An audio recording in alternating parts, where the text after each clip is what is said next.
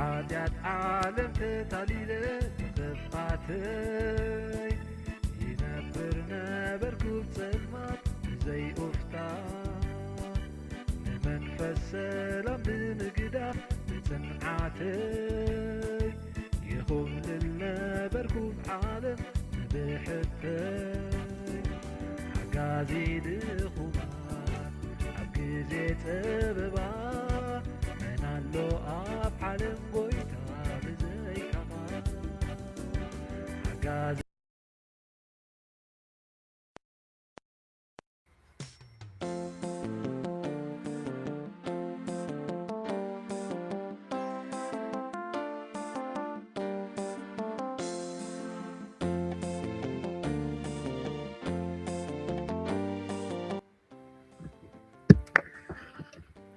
بسم أبن والدن منفس قدسن حدا أملاخ أمين أغزي أبيهر أملاخنا سلز فتركنا ناب كرسنا سلز صواحنا ببعينتو جهودن صور ردية سلز هاقنا بزا ليتي زي أحليخا كسابوان زي سلز بزحخنا نمسكنك لنا أغويتا بزا معالت زي خزنكا خبز خيل كل حليخا بتعبي حياونت كان محرت كان نعاخاب زحقو صبو قبر تراي كم نركب تقبرنا منتي ناي فقر ودخا مدحاني نايس كريستوس رفات ناي تاد ودخا دنقل ماريا صلتن نحلوتنا كلهم ملاختي يا مالدنتن سقان زلبسي زلالو مواقالكا زمهارنا صلوتنا دقبنا نبخا نقرب لنا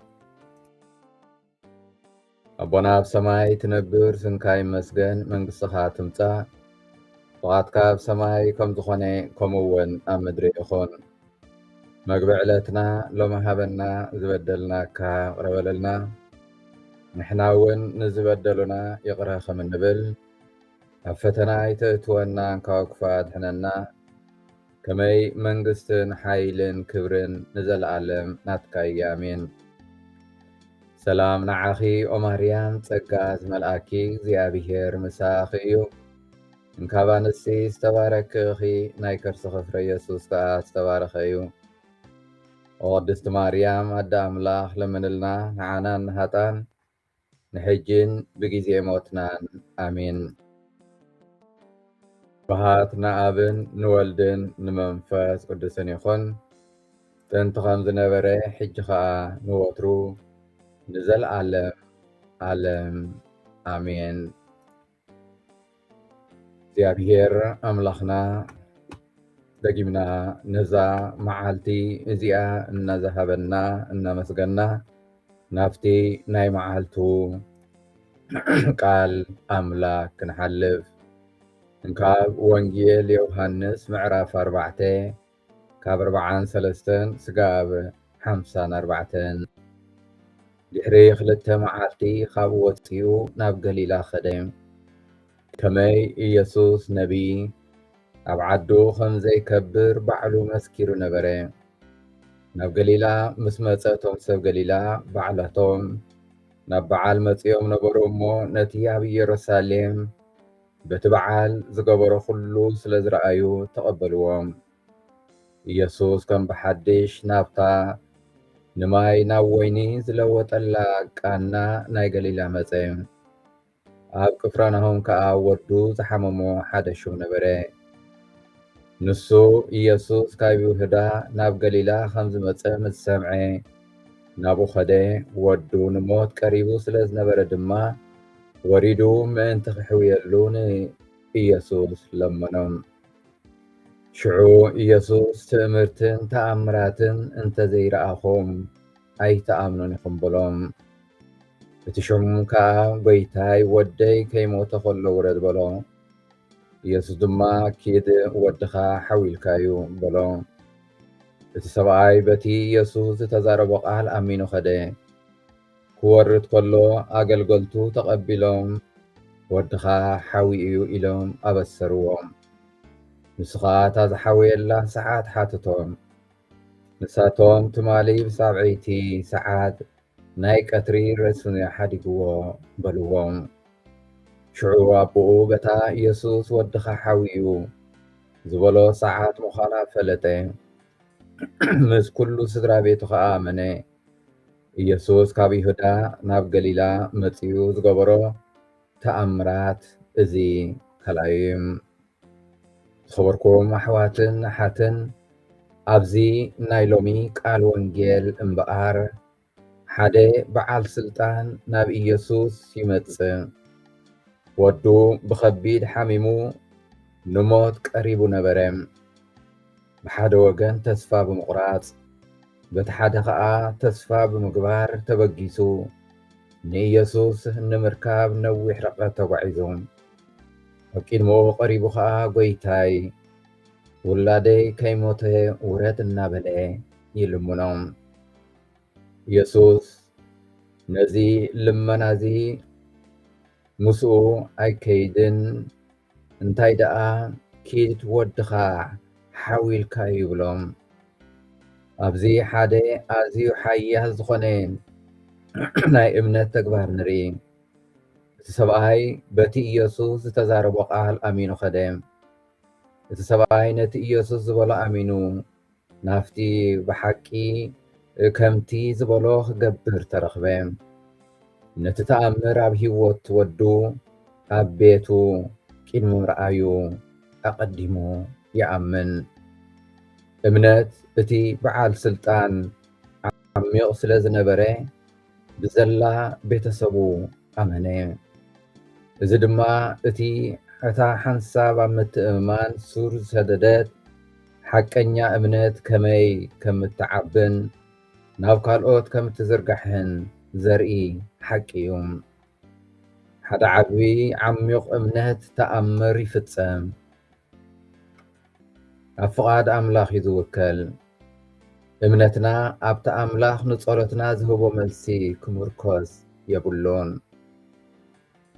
እዚ እቲ ኣገዳሲ መልእኽቲ ናይ ሎሚ ቃል ኣምላኽ። እምነት ማለት ተኣምር ምስ ረኣና ምእማን ጥራይ ኣይኮነን። እምነት ገና ብውፅኢቱ ኣብ ዘይንርእየሉ እዋን እውን እንተኾነ ንጎይታ ምእማን የድሊ።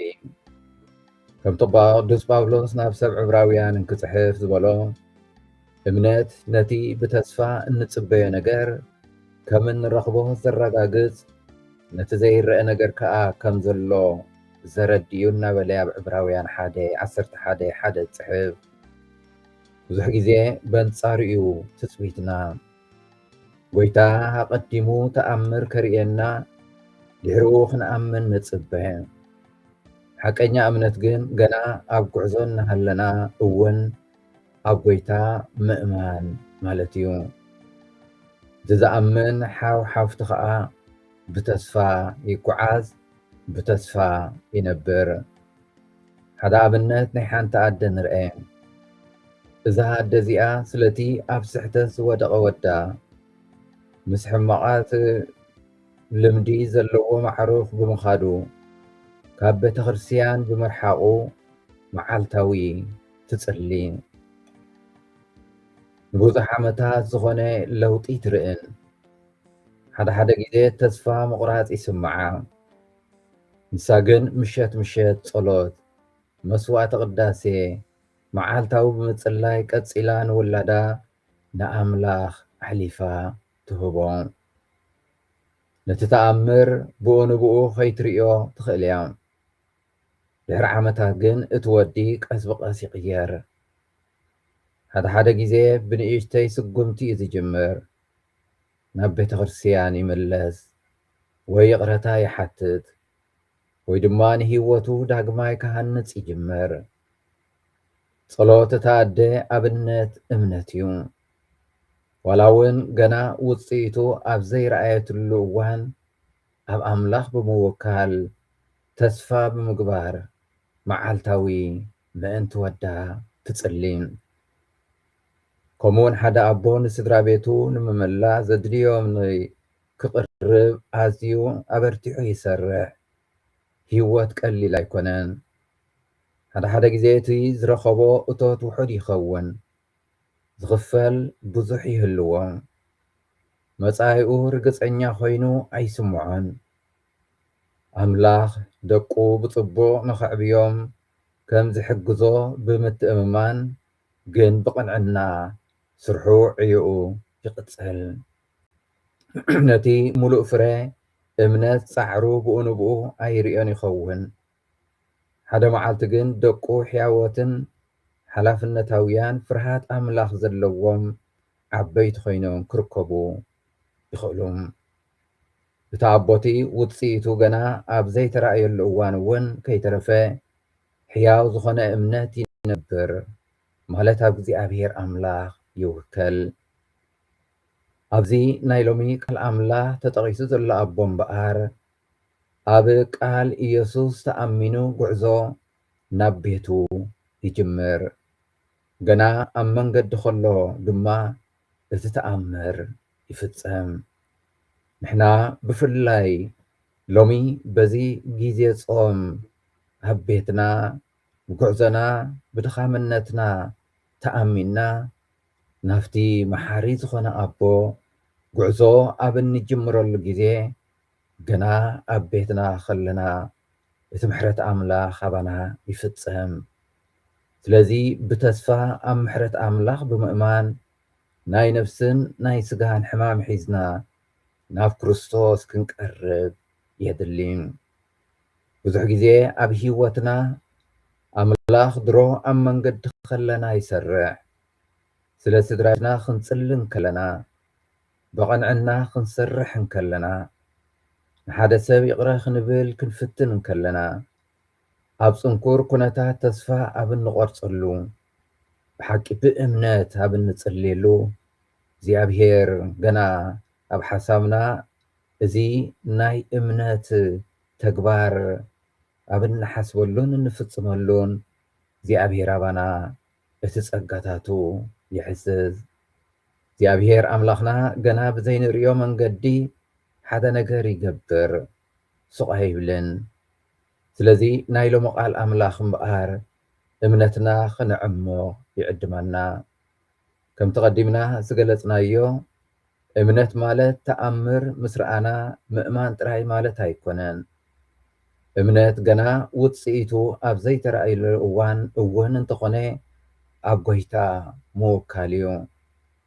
ምክንያቱ እግዚኣብሔር ኣምላኽ በቲ ንሕና እንጽበዮ ዘይኮነስ በቲ ንሱ ዝደልዮን ብመገዱን ንጸሎት ከም ዝምልስ ክንኣምን የድሊ። ምክንያቱ ባዕሉ ብቓሉ ኢሉና እዩ ለምኑ ክወሃበኩም፣ ካሕኩሑ ክፈተልኩም ኢሉና እዩ። ስለዚ ኣብ መዓልታዊ ሂወትና ክንልምኖ ከለና ይህበና፣ ማዕፁ ክንኩሕኩሕ ከለና ይኸፍተልና። ስለዚ ሎሚ ብዛዕባ ዕንቆት እምነትና ንጸሎትና ብኸመይ ከም ዝቖርጾ ነስተንትን፣ ንኣምላኽ ብመንነቱን ዕብየቱን ነምልኾ፣ ልዕሊ ኩሉ ግን ነፍቅሮ፣ ኣብ ፍጹም ፍቓዱ ድማ ንተኣማመን። ቀጺልና ኣምላኽ እቲ ዝበለጸናትና ከም ዝፈልጥ ኣሚንና ኣብ እግዚኣብሔር ኣምላኽና ንእመን። ነፍቅሮም ኣሕዋትናን ሓትናን እውን ኣብ እግዚኣብሔር ኣምላኽ ነማዕቅቦም። ናፍቲ ናቱ ኣእዳው ኣብ ፍቕሩ ሓሊፍና ንሃቦም። ኣምላኽ ብዛዕባና እቲ ዝበለጸ ከም ዝደልን ከም ዝፈልጥን ፈሊጥና እምበኣር ንሕና ጥራይ ፍቓድካ ይኹን እናበልና ኣብ ቅድሚኡ ቀሪብና ክንልምኖ እግዚኣብሔር ኣምላኽና ሎሚ ንነፍሲ ወከፍ ይሓተና ኣሎ። ንኸነምልኾ ዝፈጠረና እግዚኣብሔር ምስጋና ይኹን። ኣዴናን መድሓኒትናን ንዝኾነት ድንግል ማርያም ምስጋና ይኹን። ዕፀ ድሕነትናን ሓይልናን ንዝኾነ መስቀል ክርስቶስ ምስጋና ይኹን። እግዚኣብሔር ኣምላኽና ናይ ንግሆ ጸሎትና ከም ሕያው መስዋዕቲ ተቐበለልና። ኣብ ኩሉ ጉዕዞናን ስራሕናን ኣሰንየና። ናይ ዝኾነ ተግባራት ጥራይ እናፈጸምና ከም እንውዕል ግበረና። ተባረኸን ተቐደሰን መዓልቲ ይግበረልና። ኣማልድነት ኩሎም ቅዱሳን እመና ቅድስት ድንግል ማርያም ኣይትለየና። ሰላም ንዓኺ ኦማርያም ጸጋ ዝመልአኪ እግዚኣብሔር ምስኻኺ እዩ። ካብ ኣንስቲ ዝተባረክኺ ናይ ከርሲ ፍሬ ኢየሱስ ከዓ ዝተባረኸ እዩ። ኦ ቅድስቲ ማርያም ኣደ ኣምላኽ ለምንልና ንዓና ንኃጥኣን ንሕጂን ብጊዜ ሞትናን ኣሜን። ስብሃት ንኣብን ንወልድን ንመንፈስ ቅዱስን ይኹን ጥንቲ ከም ዝነበረ ሕጂ ከዓ ንወትሩ ንዘለዓለም ዓለም ኣሜን። እግዚኣብሔር ስለ ኩሉ ነገር ዝተመስገነ ይኹን።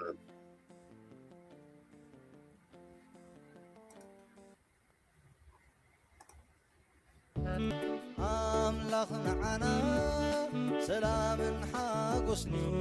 ኣምላኽ ንዓና ዓብዪ በረኸት እዩ።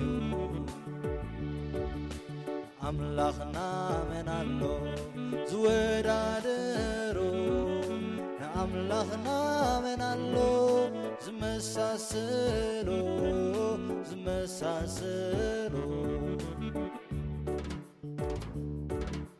ቃሉ ክልተ ዝኣፉ ሰይፍ እዩ። ቃሉ ብዛ መዓር ወለላ እዩ። ቃሉ ኩል ጊዜ ጽሩይ ቃላት እዩ። ቃሉ ንዓና ዓብዪ መጸናንዕ እዩ። ኣምላኽና መን ኣሎ ዝወዳደሮ? ንኣምላኽና መን ኣሎ ዝመሳሰሎ?